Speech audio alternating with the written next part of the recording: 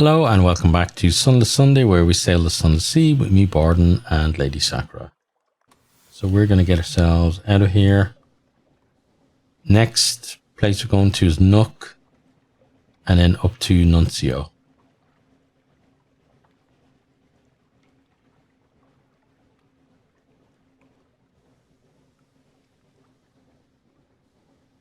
So far it's been mostly successful voyage.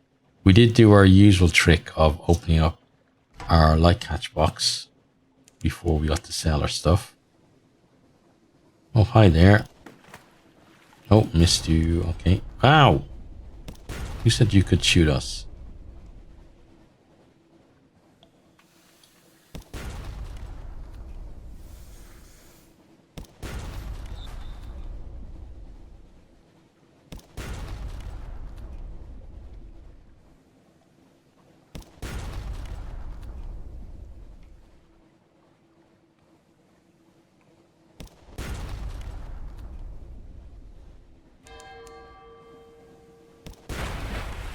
There we go, gotcha.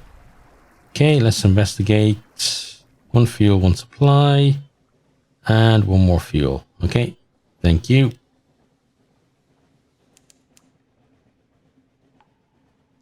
And on we go.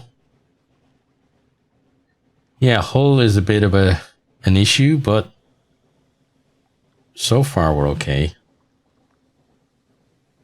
Let's dive.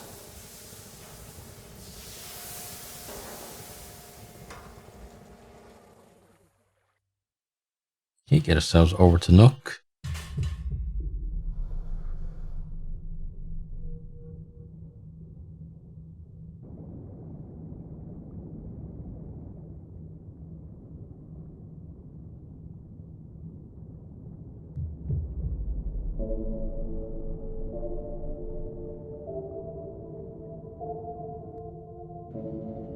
There we go, we're free of that.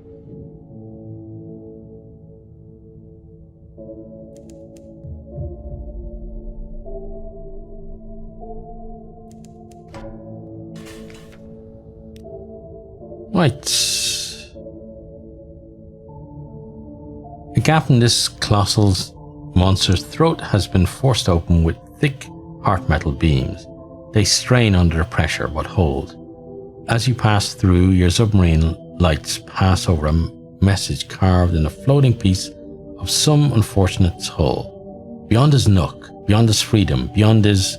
The wretch is scratched out. Okay. All in excellent condition. Lady Black can wrap her fingers around another captain's throat. For now, though, it doesn't matter. Nook and its foul but breathable waters await. Okay. Oh, we don't have... We need our mushroom wine.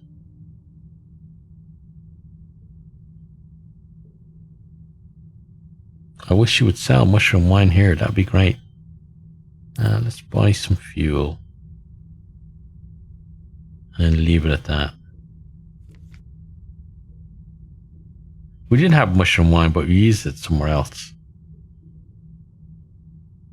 So I think when we get back to London, sell our Scintillac and turn that into eoliths and mushroom wine. I think would be a decent idea. Right, let's go.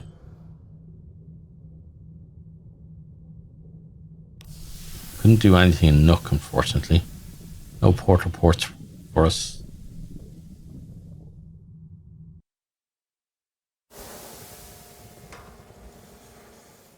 And on we go to Nuncio, which is kind of northeast, right? Scuttering and chittering in the corners of the hold. Hump shapes on the deck rail. Ratsy air emboldens vermin. Okay. We don't really mind... Oh, we have to go further east than we thought. Don't really mind taking the rats on normally, but we're kind of a bit wary of anything at the moment with the hull that we have.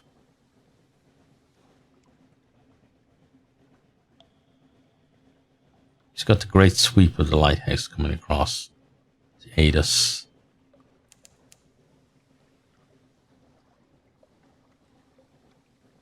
Okay, we're pretty much on course.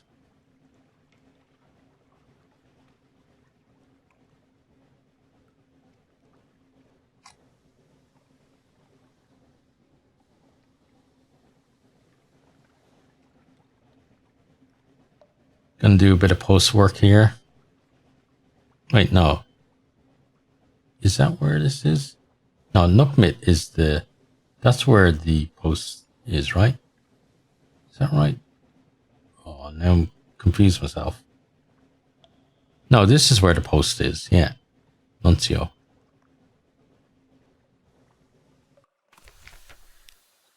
Right. Assemble report. Those who live here deserve a better justification in the eyes of the world. WT won't understand, but you can do your best to explain it all away anyway. The theology of postal work, the pull, the scarred obedience of, sacred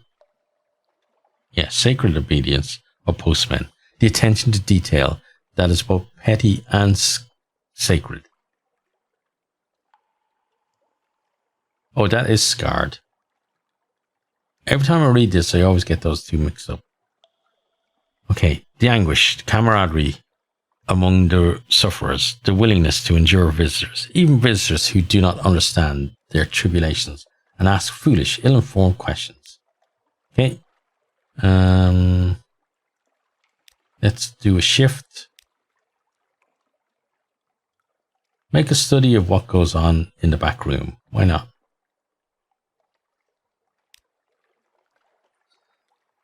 Finer distinctions.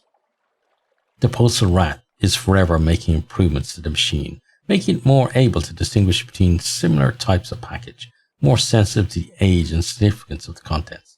The current project requires encoding the entire contents of slow cakes exceptionals into a drummer punched metal, so that the machine will be able to recognize correspondence to or from persons of note and send it into its own proper basket. Okay, cool. Then we can enter shift. Okay. There's nothing else we can do there, I don't think. No. Okay. Thought we could offer employment to his niece as well, but we can't do that. Let's go to the tavern. Warmer inside than it looks. Faces turn in your direction, but no one seems surprised to have a new arrival on the island. Ah, here we go. Allow the claddery heir to offer her services. She could remove the call from a postal worker. They wouldn't be a worker anymore, of course. Why would she do that? Well, let's see what happens. The hairless postwoman won't hear of it. But you do get one taker. I miss London, he says. I'm tired. The inside of my mouth tastes like stamp glue.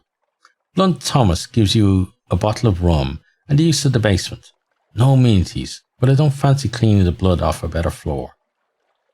The patient takes off his uniform for the last time and lies on the cold floor. No spectators, says the claddery heir harshly, and puts you out of the room. She comes out later with a scrap of skin from the patient's chest. The patient follows, whistling a tune from Mahogany Hall. Okay.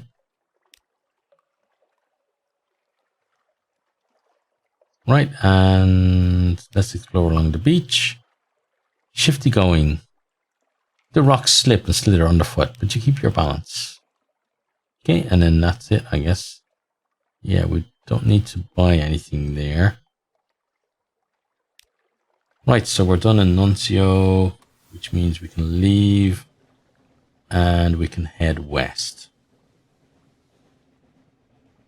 So Scrimchandler is going to be the first port of call for us. And then down to Nukmit.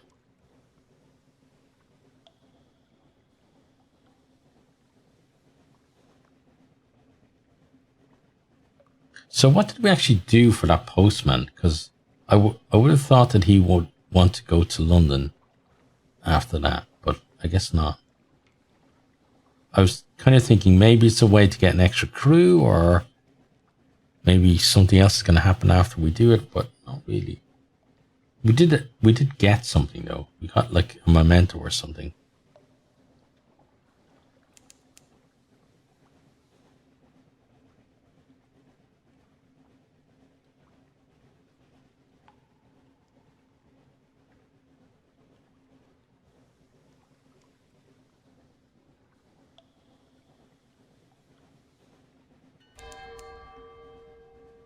Luminescent beasts like eyeless dolphins play in your wake.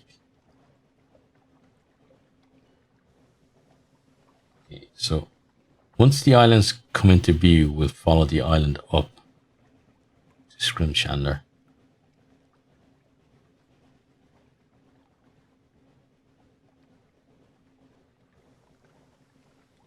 Or the lily pads, as it were.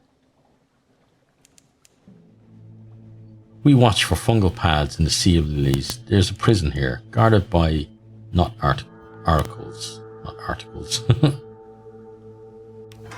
Okay, let's get under. Actually, not a bad idea because there's a bound shark just there. We'll hopefully not dive down to get us.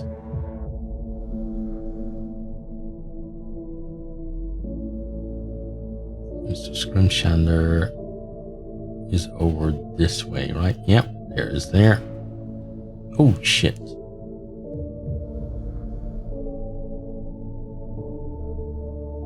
A shoal of fish pass by a porthole. The brow lamp reveals the midnight iridescence of their scales.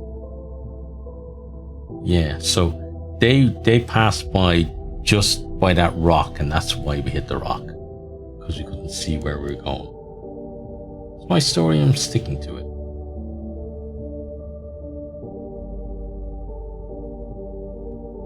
And we pop. Entering Scrimshander. Before you looms the bone tower of Scrimshander, the city of remembrance. Ivory structures just from the pile, supported by buttressing tusks. As your light plays across them, you can make out inscriptions, names, pictures, and dozens of lost languages. The largest ones carry a warning. All are welcome to enter, but none may depart without leaving something of themselves behind. Let's accept the price and dock. A solemn drownie stands vigil outside the port, holding a ceremonial key carved from a femur. All travellers, pilgrims, and truth seekers are welcome, but leaving bears a steep price. Through the ivory gates, after scrupulously noting your ship's details, the Guardian welcomes you to Scrimshander.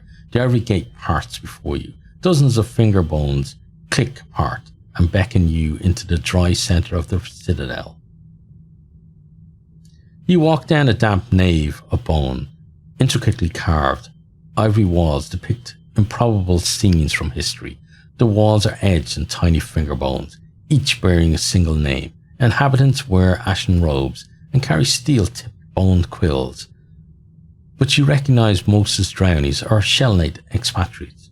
While most are quiet and ignore visitors, you hear heated arguments over interpretations of the sacred remains. Sacred remains which will include whatever you leave behind when you depart. Okay. Let's get a port report first. What does that need? You need Scrimshander time in the archives 1. Okay. Few visitors, fewer departures. The inhabitants of Scrimshander spend much of their time preying on the mysteries of the past. They spend almost as much time arguing about their interpretations. Salted residents often collect nearby salvage, studying the results and inscribing their interpretations on any skeleton remains. But those who leave too often are easily recognized by what they have left behind in their travels, memories, personalities, and bones. Otherwise, they rarely consider the present, certainly not with the same focus they give to the histories buried within their tower. Recent world events are met with polite silence, unless it prompts an anecdote about similarities with antiquity. Far from old grudges and new theories, very little changes here. Okay. Well, we may as well wander the halls. A familiar tale. The simple houses are built with bricks of ash and bone dust. Each bears a finely engraved story, from the mundane to the profane. Some bricks tell the same tales from different and contradictory sources. You spend a quiet hour reading the side of a derelict house. A handful of its tales are suspiciously familiar. Okay, then gather at the stage of history. Scholars file quietly into a pair of great ivory doors at the far end of the hallway. When they stumble out again, you can hear raised voices, arguments, and laughter. To the amphitheatre. After the reverent silence of the outside, the boisterous noise, the amphitheatre washes over you, like the heavy sea beyond these walls.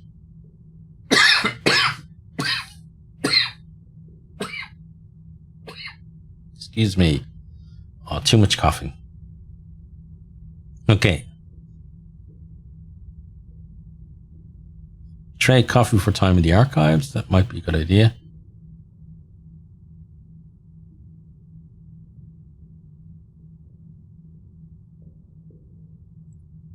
Or we could agree to search the ivory archives for a pattern. The drowny chorus sits dejectedly in the corner, griping about the hero worship on display.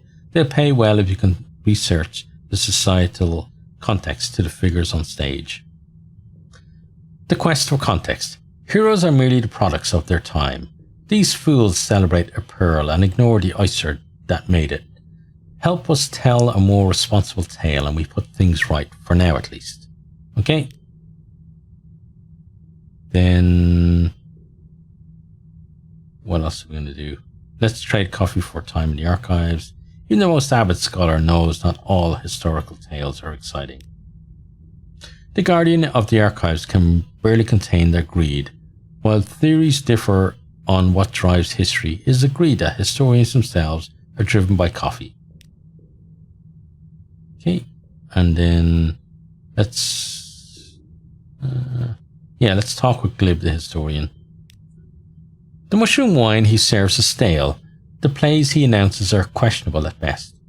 But the impeccably bearded man with the olive skin laughs at every performance and has a smile for every patron. Warring theories on the stage of history. Some cheer history as the work of brave and inspired heroes, especially them who wish they could be heroes themselves. The glib historian rolls his eyes theatrically. Others say it's all shaped by cynical changes in scientific progress, economics and such. But nothing gets in the way of a good story, quite like nuance. He spits out the last word like a rotten grape. We let him argue up on the stage and give an ivory crown to whoever's most convincing at the moment. He waves a hand at the temporary monarch in the raised seat above.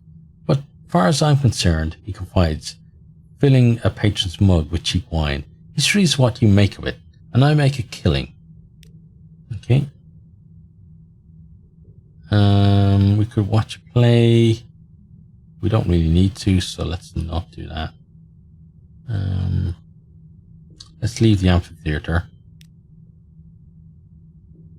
Okay, and then let's delve into the ivory archives.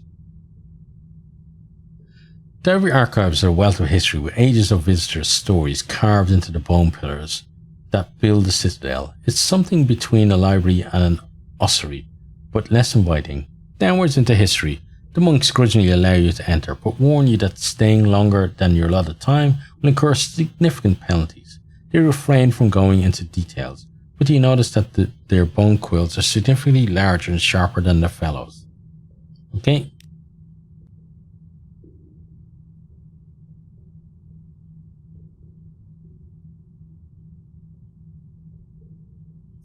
The tales of the dead surround... we didn't read this. Narrow passages wind through the old city, shadowed, ever descending. You walk alone except for the constant remains of those who came before you, each bearing their sad, small tales. They end in the same way. They all end here. Will you? Continue downwards. The tales of the dead surround you. Each step buries you deeper in the past.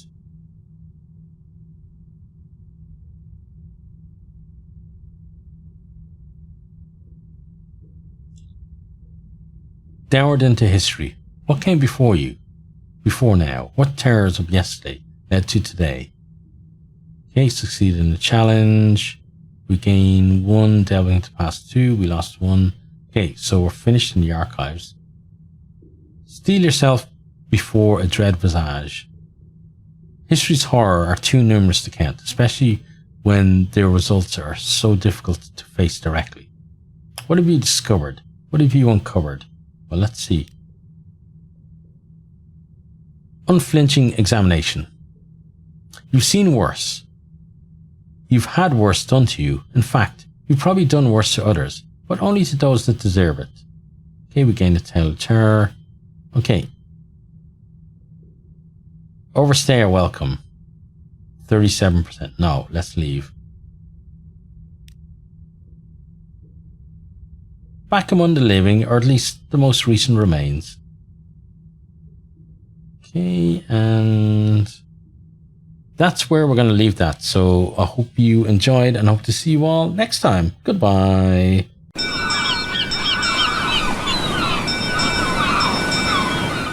Thanks for watching this video. I hope you enjoyed it. If you did, maybe you'll hit the subscribe button there on the right and check out some other videos here on the left.